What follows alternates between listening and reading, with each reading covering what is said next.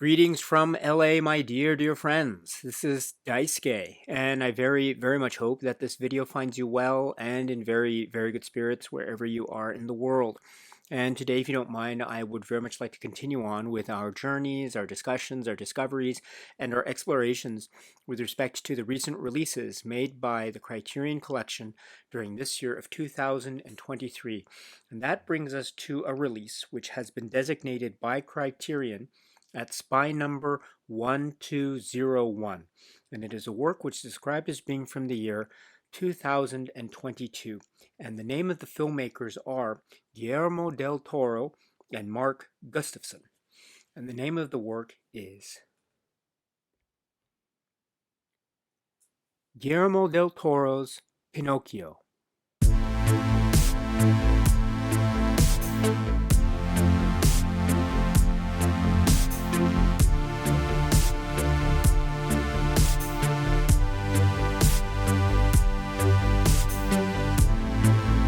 This is the work, the enchanting and magical tale, which is described as being from the year 2022.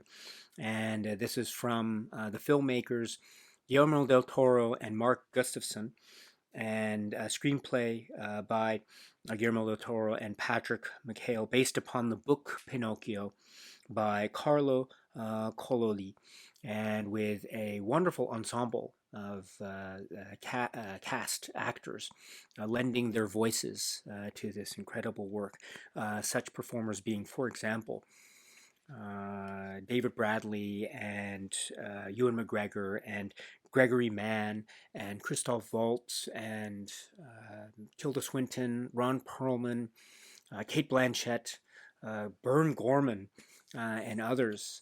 And I'm speaking of this work, an animation film, a stop motion animation film that has this idea of a sense of fairy tale and wonder and awe and magic and escapism on the one hand, but also has very significant portions of a type of a cruelness of reality, or the cruelness of history, or the cold bite of the harshness and the harsh natures of the cruel world that are encroaching upon this universe in very balanced levels of complex dynamics.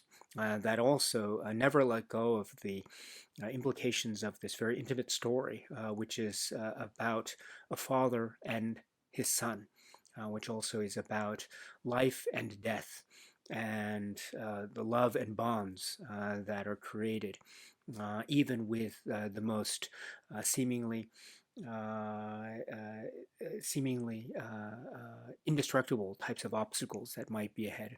There's something that is very powerful and very inspirational and very tender that is at the heart of this work, which is Guillermo del Toro's Pinocchio. This is the physical media release from Criterion at the end of 2023, and my understanding is that this is, according to the website and the spine numbering, this is the final physical media release from Criterion in this year, 2023. It is another film in the continuation, it seems, of the relationship between Criterion Collection on the one hand and Netflix on the other.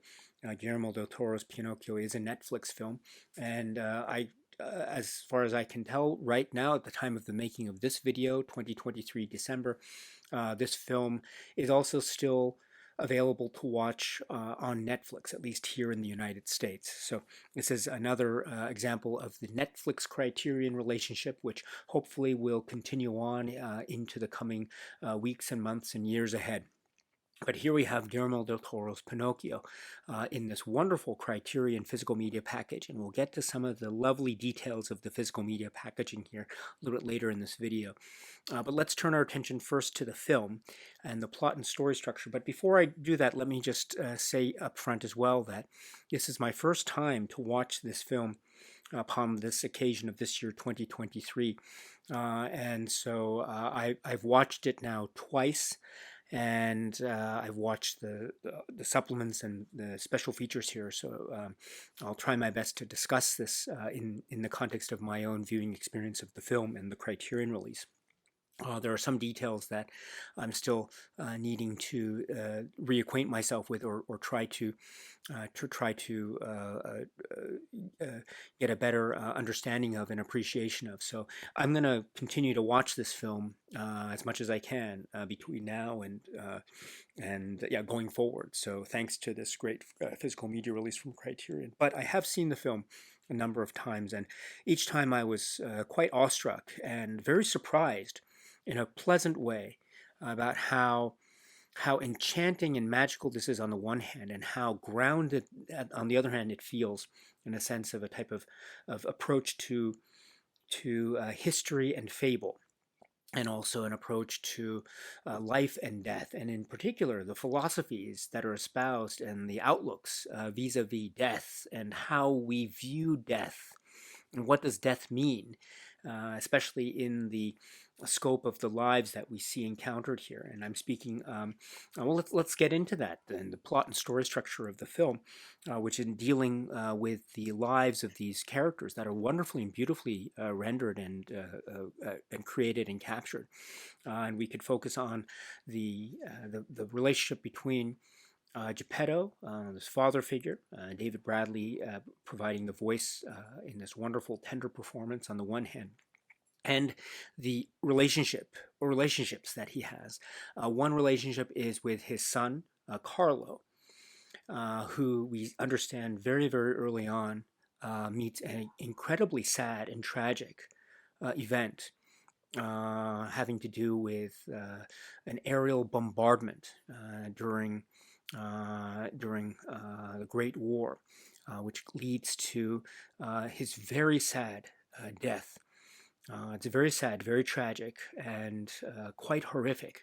And this brings us, or reminds us that this is a film that is dealing with the sort of texture of history, Italy, that is affected by one world war and is now also being currently affected by another world war. And so this brings to the fore this notion of the story and early 20th century global politics that is, as we know from history, that is affected or going to be affected by the trajectory of the history of Italy in the context of the war and Mussolini and the political state at the time, which is also very directly relevant to the story of Pinocchio, because we also understand that Geppetto, through a very interesting set of developments that could be said to be a mixture of personal and emotional pain, and also a type of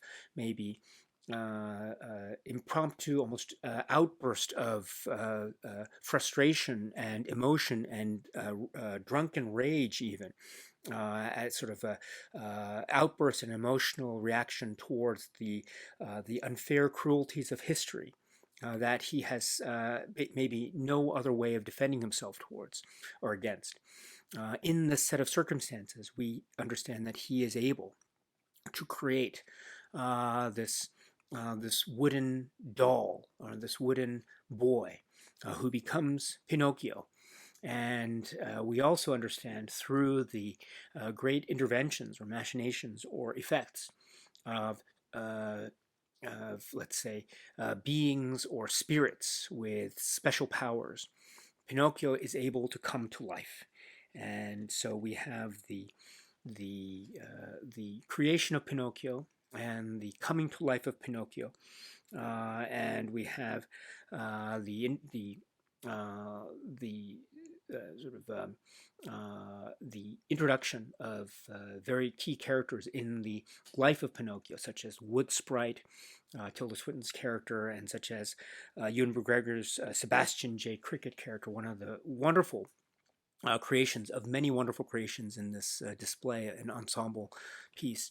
And then we have that great, wonderful, awkward joy that has feelings of maybe mystery, but also bewilderment, that has this also magical enchantment that is the beginnings of the relationship between Geppetto on the one hand and Pinocchio on the other, mirroring or recalling the father-son relationship, remembering the son Carlo, and then also realizing that there is a kind of spiritual kinship between Pinocchio and Carlo, and also this encourages Pinocchio to further the innate curiosity he has, Pinocchio does, about the the world around him, the wonderful town community that they both live in, that has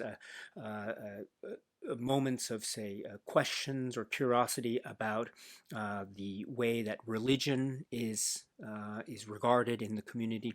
There's a very intimate and very tender conversation between Geppetto and Pinocchio about the nature of wood and the creation of, say, a statue of Jesus Christ in the church, and something made of wood, and how the people regard this with love and affection. And there he remarks about how the materials are the same as he.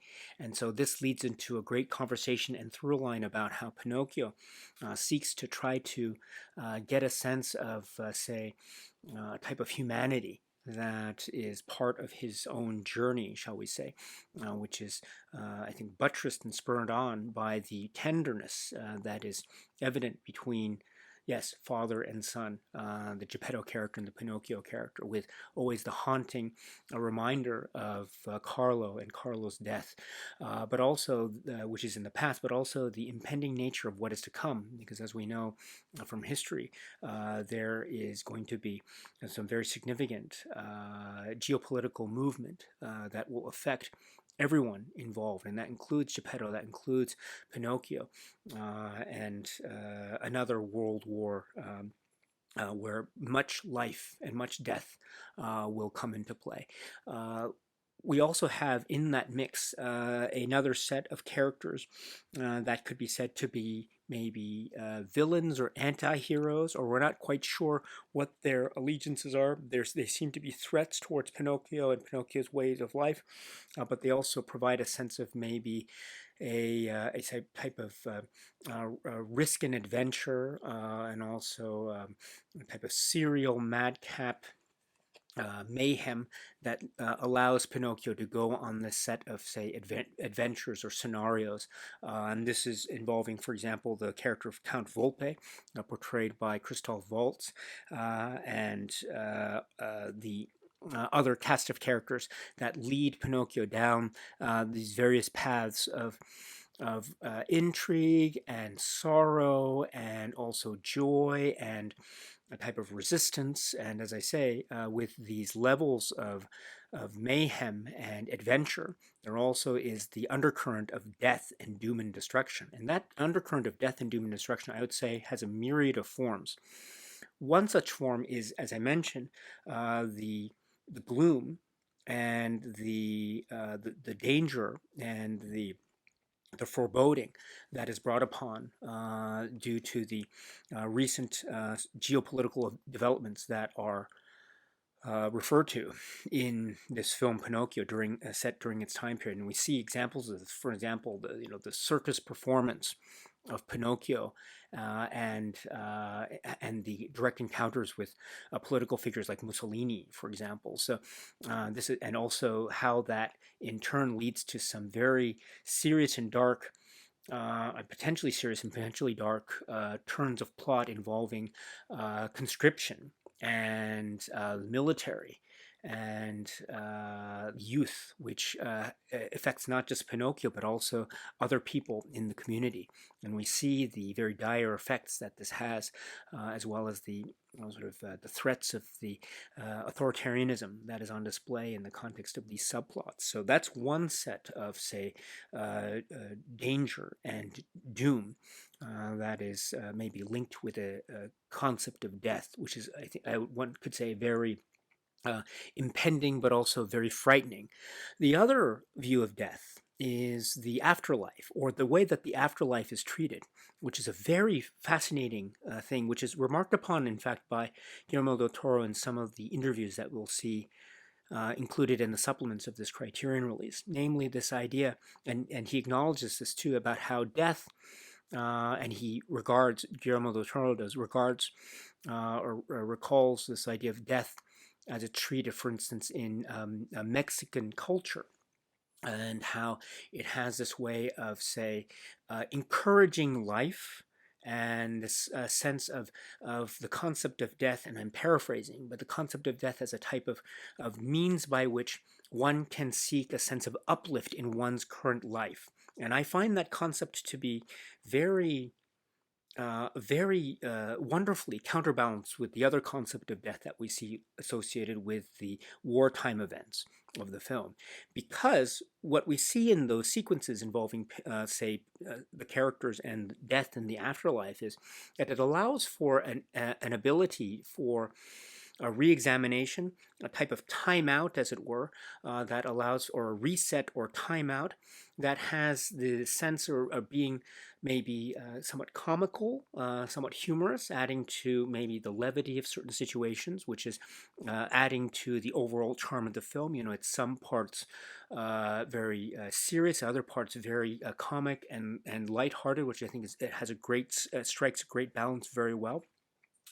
It also allows for this idea of using the idea or concept or notion of death in a way to try to inspire or encourage Pinocchio and others to lead certain lives in the context of their plots or subplots of the film. In other words, death is an inspiration to life, which I think, and I think Guillermo del Toro, in a way that's much better than I have expressed it, says something to that effect in some of the supplements. And so I find that maybe dual-natured use of the notion of death in this film Pinocchio to be very very nuanced and quite complex indeed, and it creates this very enriching palette and atmosphere that allows for, I think, a multitude of interpretations and maybe a wide array of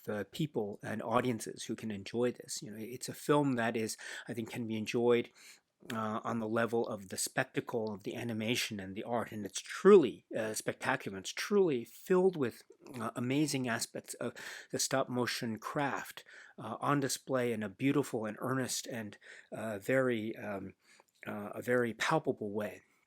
It also therefore links to the craft of storytelling in cinema. And Mark Gustafson and Guillermo del Toro do mention this somewhat later in the supplements as well, about how it was their intention to try to capture a lot of the details and moments that could be said to be mistakes or little like faux pas or maybe the foibles because of the imperfections, and that leads to a furtherance of the closeness of the cinematic impact between the spectacle, the cinematic work of art on the one hand, and the spectator, those who are watching the work on the other. And so that type of capturing a sense of quote-unquote realism, I think also is a testament to the craft that is involved. So there is this idea of enjoying the film on the basis of the craft and the cinematic art form, and also the stop motion animation techniques, which are brilliantly rendered, and then which are also supported by the great performances of the cast that I've mentioned. And then also as a thematic turn, we have philosophical approaches to death, which are differing within the same framework of the same film. And then also the idea of history and the balance or imbalances that are occurring with the various forms of historical conceit that we see captured in the film, combined with the magical and the fairy tale and the action adventure, which have the very, I think, very loving borrowings from the original tale of Pinocchio. And so we have the fantastic and the fantasy merging with the encroachment of history. And therefore this film also gives room for the element of fantasy and imagination let loose in a way, with a regard in a way that is very, I think, that allows for a magical childlike enchantment that is incredibly warm and welcoming and inviting indeed. And also, it has the intimate core, the emotional core at its very heart, this concept or notion of humane or humanity, which is expressed through the eyes of Pinocchio, but also through the eyes of many of the other characters that we see. Sebastian J. Cricket, or maybe the Wood Sprite, or the Spirit of Death, Geppetto, etc. So, and not just those other characters, there are other characters as well that we meet that might seem or might have a sense of potentially being villainous, but then have certain turns that are very surprising, that also have room and growth for, yes, the humanity of the characters. And so there is so much depth of humanity that's on display here in terms of the intimate spectacle, and also the tender relationship between parent and child, parents and children, and the notion of parenthood, and the notion of responsibility, and the heartache, and the drive, and the fear, and the emotion that is uh, at the forefront of the heart and soul and the movements of these characters. Yeah, and so this has a lot of heart. This film has a lot of soul, and it has a great musical score. There are moments of music and musical singing, which I also loved as well. This is a musical as well as a stop motion animation enchantment. And so it is a total package of a film, and I enjoyed it immensely. This is the work which is Guillermo del Toro's Pinocchio. The Criterion Collection has released this film, Guillermo del Toro's Pinocchio, on this physical media release, 4K UHD plus Blu-ray combo edition at spine number 1201. And this has two discs, the 4K UHD disc and the Blu-ray disc. The 4K UHD disc has the film as well as chapters, audio options, and subtitles. That's what I have in the player right now. The second Blu-ray disc has the film plus supplements. So we won't find the supplements on the 4K UHD disc, but we'll find them on the Blu-ray disc. And so we'll talk about the supplements a little bit later in this video. But before we do, let's first address the 4K UHD. This is purported to be 4K digital master, supervised by directors Guillermo del Toro and Mark Gustafson, with Dolby Atmos soundtrack. One 4K UHD disc of the film presented in Dolby Vision HDR, and one Blu-ray with the film and special features. So I wanted to read that because, well, first of all, I'm also took out the booklet prior to the start of this video. It's a staple booklet, and so that makes me very happy. There isn't any, as far as I can tell, there isn't any page that is devoted to a description about the transfer or the master or anything of that sort. So the only information I can find in the context of the physical media packaging is the description that's found on the back, which is what I've just read. But if we go to the audio options here, it does say Dolby Atmos option, and also there's a descriptive audio option made available as well. So I watched this on, I have not on this TV, but I have a separate TV, a larger TV with a little bit of additional audio capabilities affixed to such TV setup in a separate room downstairs. And so I watched this on, it's not the biggest, it's not the most elaborate audio video setup, but I thought it was very effective, at least for my own subjective viewing of this film, and I found it to be very clear. I mean, it's a recent film, 2022, which probably explains, I'm just guessing, but probably explains why there isn't that much attention given by the booklet to, say, information about the transfer or the master or something of that sort. But what I can say is, based again on my very limited experience with this film, I'm watching it again for the first time. I found it to be a very rich and rewarding experience. There's musical numbers, there's delicacy to the soundtrack, there is moments of bombast, there's also moments of quiet. peaceful, almost a contemplative nature to the sound, and that's all reflected in the soundscape, and then the image and the visuals. I love the color palette. You know, there's a way, for instance, wood. The material of wood is very important, and one can see the the chips and the roughness and the little cracks and creases in the edges, or even the clothing.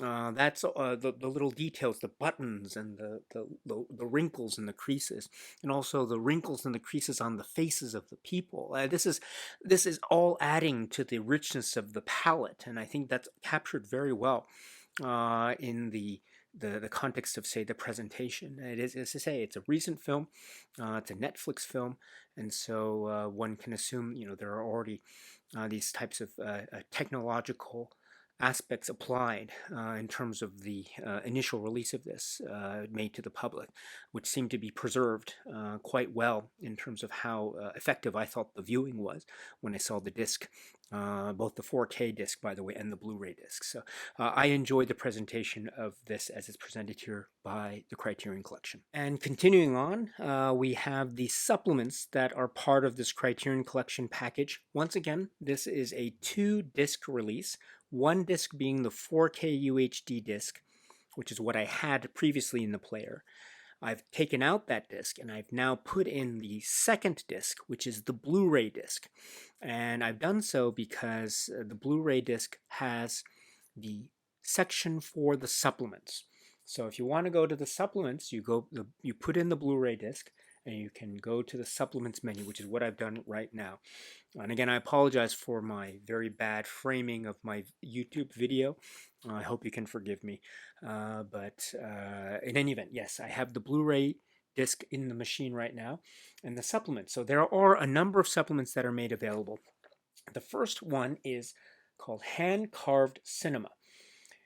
Premiering, and I quote here, premiering in 2022 and expanded for the Criterion Collection in 2023, this behind-the-scenes documentary, directed by Javier Soto, includes interviews with the cast and crew, providing an in-depth exploration of the decades-long journey and the artisanal craftsmanship that brought Pinocchio to life. So, hand-carved cinema. Now, please correct me if I'm wrong. I think that this documentary, or a version of it, is also, or was made available on Netflix as well, the streaming service Netflix as well. If I'm mistaken about that, please forgive me for my error, but I think it was, which is what would explain this phrase premiering in 2022 and expanded for the Criterion Collection in 2023. So I should point out that this documentary overall, when I put it in the machine, is approximately 45 minutes. So it's a very robust documentary. On the one hand, it is serving, I think, a type of promotional material for the film itself. And so you have Guillermo del Toro and Mark Gustafson speaking about the craft and care that went into the work. But it also allows for some, again, in the context of that discussion, a very detailed and in-depth look into some of the ways in which, first of all, the animators and the teams that were involved. I mean, this was a global process involving many points in the world, also linked to the Mexican film industry and the Mexican animation film industry as well. And so this is something that Guillermo del Toro mentioned in this documentary, as to really wanting to preserve and to connect with. And so, but also working with many other groups and many other contributors around the world. And so it has this global scale, and trying to sync up and align with all these different points of the globe. It really suggests the awesomeness of the production that's involved. Also, Guillermo del Toro and Mark Gustafson do mention a little bit here, but it's also mentioned elsewhere about how their collaboration, how they work together, and their backgrounds. And it also allows for a little bit of the animation philosophy of this film to come forth, which will also be mentioned elsewhere, but we can make a point of it here, which is that they wanted to emphasize the imperfections, the moments where where people, when they do daily routines or daily activities, they won't always do it perfectly.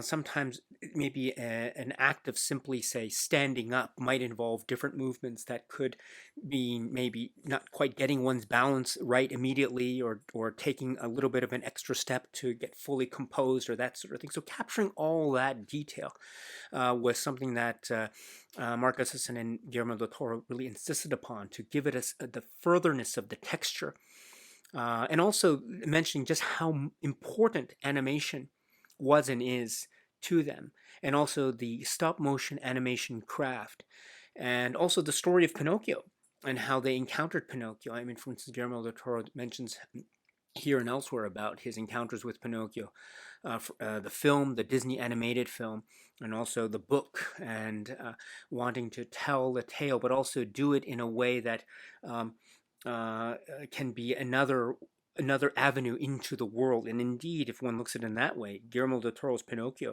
directed by Del Toro and Mark Gustafson, this is a fresh take, but it's a unique take. It's also something that feels part of the world of Pinocchio that one can see if one knows the book, and if one knows, say, other adaptations of the Pinocchio stories. So, it's a very fascinating approach, as well as hearing from the contributions of other actors and performers. Christoph Waltz, or Tilda Swinton, or Kate Blanchett, etc. So this is a great documentary. Also, I'm not an animator, I'm not an artist, I'm not a filmmaker, but I don't know these details, or I know them very, very, very generally. But the painstaking process of, and the amount of time and labor needed to create brief moments of the film, it's uh, mind-boggling. And you get a sense of that here, about how face and facial expressions were expressed, and the difference between having, say, a mechanical puppet that was itself animated, or removing pieces and then replacing them with different facial expressions on the other. And so I understand there seems to be a mixture of both approaches here. Also, the idea of using scale, sometimes because there are characters that are maybe that have let's say, a Sebastian Cricket character is maybe smaller in, say, size than a Pinocchio character. And so sometimes, to get to some of the details of that character, especially when other characters are present in the frame, sometimes you need to use larger scale models of, say, the Pinocchio model. And so that's very fascinating as well.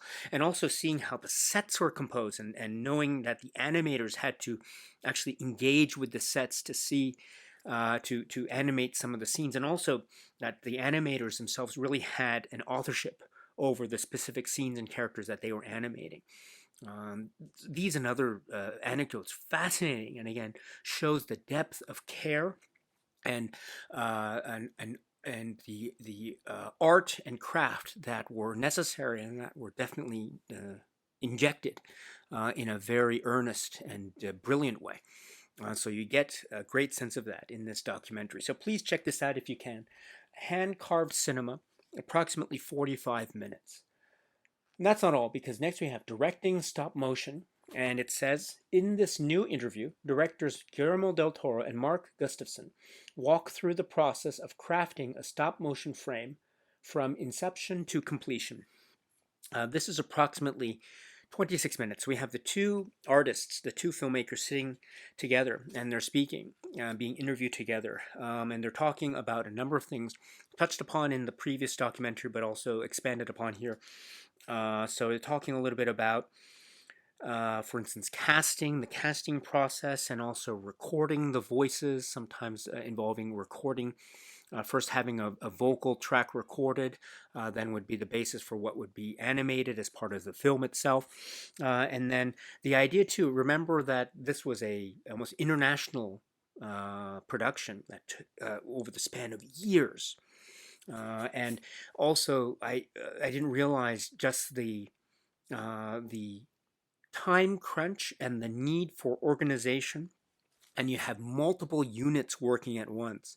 And therefore, if you have multiple units working at once, what that means is sometimes you have different units, say, working with the same character, or maybe even working within the same scene. And so, but if one unit is working with one character, that means maybe in a certain dress or certain costuming with a certain detail. Maybe that might, depending on the amount of models that were created for that particular moment, but that also might mean that there's only a finite number of chances that one could use that particular model at the same time. And so what that means is there needed to be a lot of coordination in terms of when models would be ready, what units would use what, or what units would be shooting what at one time versus what other units at the same time would be doing, etc. And that was there's a picture in this particular supplement where you have like a huge wall with, looks like post-it notes or something, notes, and it's all so minutely arranged to suggest this huge feat and effort and endeavor of trying to arrange everything. And not just that, also cross border, because we understand that there are many units that are happening as well in different countries. So it's an incredible, my goodness, again, mind-boggling. And I think it's mentioned here about how, it's maybe mentioned elsewhere too, about how this partnership, this collaboration between Mark Gustafson and Guillermo del Toro was also out of a type of mutual need, because this was a huge production, and so to have that directing partnership, I think, helped the artists in a mutually beneficial way. It's well done, and then also we hear a little bit of their backgrounds. Mark Gustafson's background in terms of his animation work in history, and Guillermo del Toro's background in terms of the filmmaker artist. And also their love and admiration for animation growing up and the like. And also they mentioned too here about how certain sequences were made and how certain animators were given free rein to animate specific moments of the film, sometimes within the same space or the same set for months, weeks, months, or years even, just for what ends up being. I say just for. Let me take that back. They spend hours, days, weeks, years, months, years on a sequence that might last but only a couple minutes on screen. But the effort and time and care is there, and also the animator specifically might have an understanding about how to animate one character or one moment or a sequence or a set piece, etc. So, and we have a multitude of animators working on the project. So it's wonderful stuff. So this is directing stop motion, approximately 26 minutes. So please check this out if you can. This is really great. Next, 8 rules of animation. In November 2019, before Pinocchio began production, directors Guillermo del Toro and Mark Gustafson sat down with their team of animators and outlined 8 rules that were critical to their vision. The following program illustrates those rules and includes behind-the-scenes Zoom conversations among the directors and animators. This is approximately 7 minutes, and the rules are also shown on titles on the screen, and they involve things like how to capture silence, the importance of capturing mistakes or imperfections, this idea of capturing micro gestures, and then also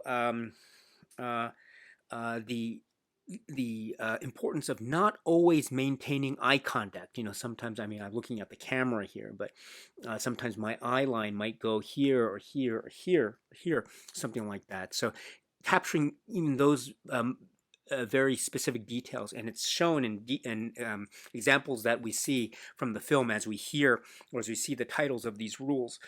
And then there's an idea of pantomime, and then also seek out life, which I thought was a very interesting rule. And then spatially symphonic, and this idea of a reflection of age in the movements, because we have characters that have a certain range of ages as well, characters that are youthful and characters that are maybe more elderly. and then other characters as well. And also different physicalities, which is also expressed. So these 8 rules are fascinating. It's very consistent with the type of animation philosophy that we have already heard some comments about from Mark Gustafson and from Guillermo del Toro in some of the earlier supplements. So this is wonderful. These 8 rules of animation, approximately 7 minutes. That's not all. There's so much. It's great. Then we have Guillermo del Toro and Farron Smith Nemi. And it says, in this new conversation with film critic Farron Smith Nemi, director Guillermo del Toro describes his earliest recollections of connecting with the Pinocchio narrative, his initial aspirations in the realm of stop-motion animation, and the impact of Mexican melodramas and classic Hollywood cinema on his work. This is approximately 20 minutes. This is really wonderful. And so it's the two of them sitting. It looks like it's the same room. I'm not sure. But Farron Smith Nemi is sitting on one side, and it cuts to Guillermo del Toro sitting on the other side. So they might be in the same room, or they might be in different spaces, but edited together to look. But in any event, it's an interview between the two of them. And this allows for Farron Smith Nemi to ask questions. It's a great interview. Asking about the story of Pinocchio, how Guillermo del Toro first approached it or first became to know the story of Pinocchio, and this allows for him to speak about his family and his early childhood experiences watching the Disney film with his mom, not with his dad, he says, but with his mom, and then but also watching other animation films and stories, stop motion animation, he found very enchanting. And this also allowed for the possibility of telling his own Pinocchio story, and then that led to ultimately the concept of stop motion. But he emphasizes here in this conversation about how he wanted it to have a magical, enchanting quality that would appeal to kids and children in the audience, but also he didn't want his story to be watered down. Those are his words, and so that is, I think, a very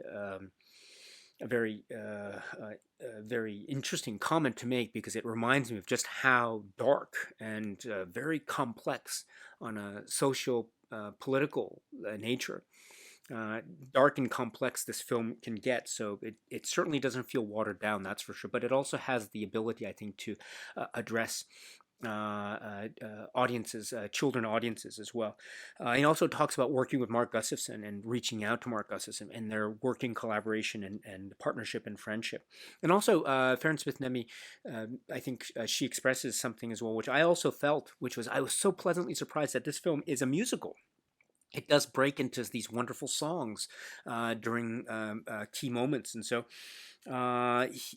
this allows for Guillermo del Toro to talk about some inspirations for the song and dance numbers in the film, and he gives us a really wonderful example of the inspiration. He mentions James Cagney, which I thought was great. What a great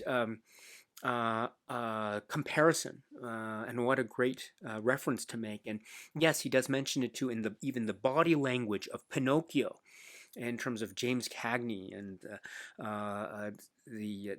some of the very famous song and dance numbers. So that's really great. And this also leads to a discussion of the cinema of Mexico and Guillermo del Toro's love of what he calls examples of Mexican cinema melodramas. And he says this great sentence here. He says, Mexican melodrama makes Douglas Sirk look like Mikhail Haneke. So a very interesting way of describing it. And describes to a very interesting anecdote about showing a very famous example of Mexican cinema melodrama to an audience in Canada and seeing their reaction. It was very interesting. But it also leads to Farron Smith Nemi's question about, are there any concepts that you think are maybe expressed in this film that might be worth mentioning or worth expanding upon from the perspective of, say Mexican cinema. And this allows for Guillermo del Toro to talk about this concept of death and how death is approached in this film. It's not always the fear of death, and it's not always the impending doom of death, but it's also death as a way of inviting life, which I think is so kind of and that the almost the joy, well, not joy, but the way in which the afterlife provides the opportunity for a further introspection and celebration of life, which I thought is incredibly insightful. And it definitely shows in key aspects of the Pinocchio storyline. So this is great. And also, too, I forgot to mention how there are great comments here about how this film, Pinocchio, could be said to be forming a type of spiritual trilogy with other films by Guillermo del Toro. For example, or specifically mentioned Devil's Backbone and Pan's Labyrinth. So it could be said to be a kind of spiritual continuity, thematic or spiritual continuity with The Devil's Backbone, Pan's Labyrinth, and now Guillermo del Toro's Pinocchio, which I thought was amazing. It's amazing. And think back to the viewing experiences of those films for those who've seen the films. Yes, incredible. So, Farron Smith-Nemi's discussion with Guillermo del Toro here. This is great. It's approximately 20 minutes, so please check it out if you can. Then we have Crafting Pinocchio for MoMA. In this 2023 interview, curator Ron Magliozzi explains the process of creating the exhibit Guillermo del Toro Crafting Pinocchio for the Museum of Modern Art while the film was still being made. So this is approximately 8 minutes, and so I've never had a chance to see this exhibit in person, so I don't know specifically what it looked like visiting the MoMA, for instance. But based on this, it looked very exciting indeed. There were some interesting details about how the decision-making process of the creating the exhibit, certain props that were made available at the time, or things that the exhibit could use. If they didn't use, maybe they would be scrapped anyway. So this type of decision-making process to sort of reflect the world in this palpable way for visitors of the museum. So very interesting, a very interesting supplement here. So this is approximately 8 minutes. So please check this out if you can. Crafting Pinocchio for MoMA. And then Q&As. So here we have two Q&As. First with Neil Gaiman from 2022. And the second with James Cameron from 2023. So the first one, the 2022 one, it's approximately 29 minutes. And we have an onstage Q&A, and here we have discussions, again, echoing comments that we heard elsewhere, for instance, the Farron Smith-Nemi interview, about how Pinocchio could be said to be like a spiritual member of a trilogy that is also made up of films like Devil's Backbone and Pan's Labyrinth, which is great. And also, this idea of some of the performances that were really great. Like they talk about the way in which Ewan McGregor became involved, and also to the importance of animating, again, quote unquote, things that aren't necessary. And this is a way to, again, go back to this idea of animating the imperfections, animating the little things. Trying to get a sense of getting a quote-unquote reality of the situation while also respecting the craft. I mentioned the craft of the animation in the interview between with Mark Gustafson and Guillermo del Toro. One thing that's mentioned over there, which is also echoed here, is also trying to give room to the craft of the animation. And so there's this idea too of using lenses that can get really close up on an actor in a live action film on the one hand, but you can do that in an animated film, but the ability to get close to, say, an animated puppet is only so far as the distance that can be that is required to allow the space for the animator to animate. And so the camera can only get so close before it intrudes upon the space necessary for the animator to animate. So these types of details are always on the filmmaker's mind when they're making, while also trying to preserve a sense of the animator's, say, authorship and independence over certain sequences. So there's this idea of the devotion of the craft that the artists here, Mark Gustafson and Guillermo del Toro, are most definitely espousing, and it's wonderful. And then we go to the James Cameron 2023 Q&A, which is 38 minutes, and talking to about some aspects of the score and sound design. and production design, Guy Davis, or the score, Alexandre Desplat, and let's see, Scott Martin Gershon, and then Guillermo del Toro and Mark Gustafson, and again, the idea of the impact of the score, the recording timing of the score. It's a beautiful, mellifluous score that's very haunting and very uplifting, and again, working with various units all at once, the authorship of the animators, the key contributions of the voice actors and performers, and there's some real interesting moments too.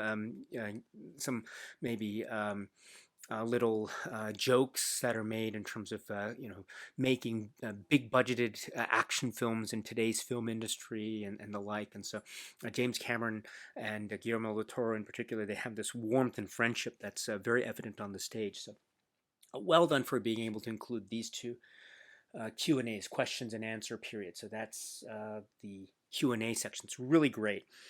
And then we have the trailer that rounds out this section of supplements from the Criterion Collection Blu-ray of Pinocchio, or Guillermo del Toro's Pinocchio.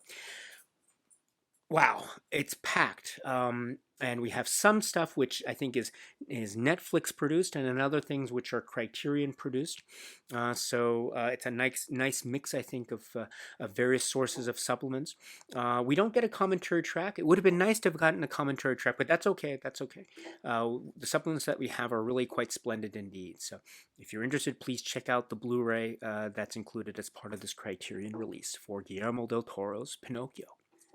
And so now let us conclude our discussion of this release from Criterion by focusing in on the aspects of the packaging and the physical media goodies that are part of this release. So this is a digipack, which is the outer shell, which is a type of cardboard outer shell. It's not a plastic case, but a cardboard outer shell, which has the great artwork here. Again, pardon me for my poor lighting and poor YouTube video editing and framing skills. I hope you can forgive me, but there's this great artwork here on the outer shell, which has also on the back and the use of this great font, and it has the outer cardboard casing, which I really like. It's called the Digipack casing, and then the inside compartment houses the film or the discs. And now before I open it, let me show you this wonderful little detail.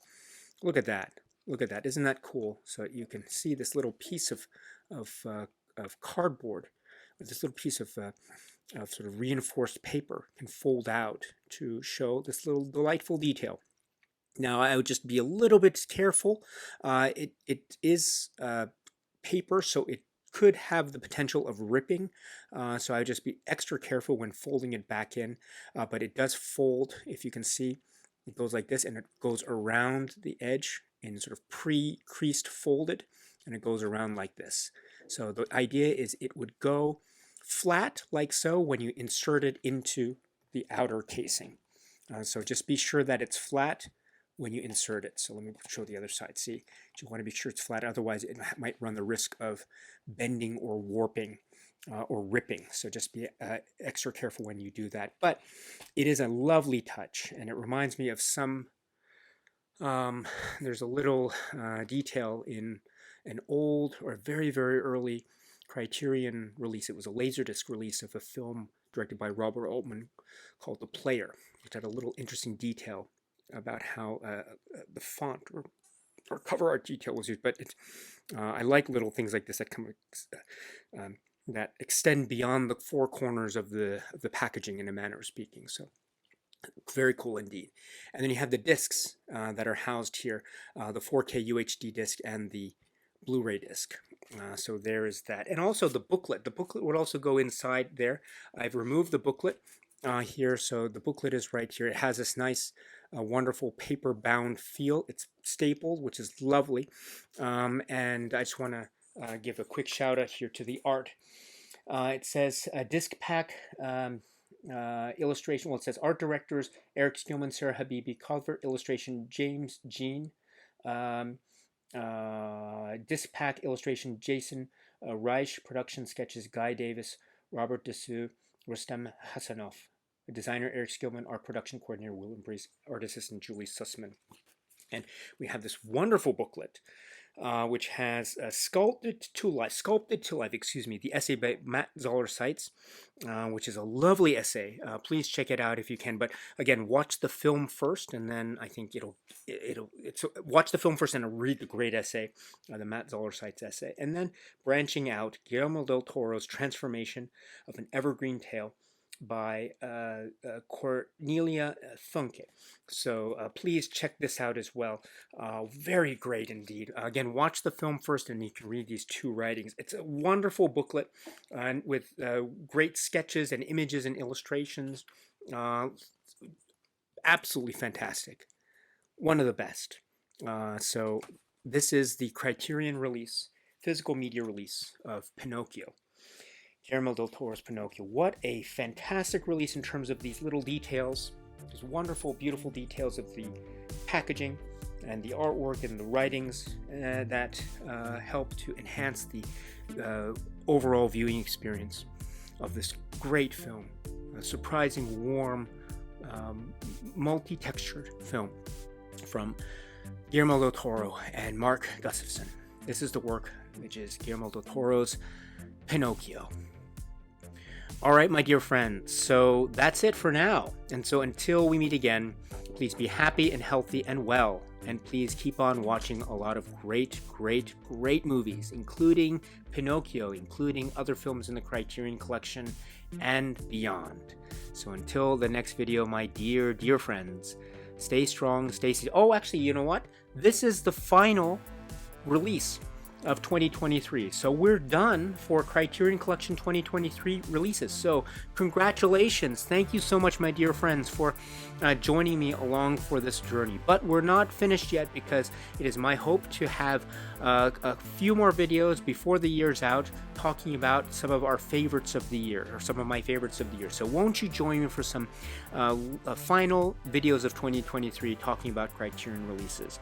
I hope to see you in those final videos. But my dear friends, until then, please be happy and healthy and well, and please keep on watching a lot of great, great, great movies, including Pinocchio, including films in the Criterion Collection, and beyond.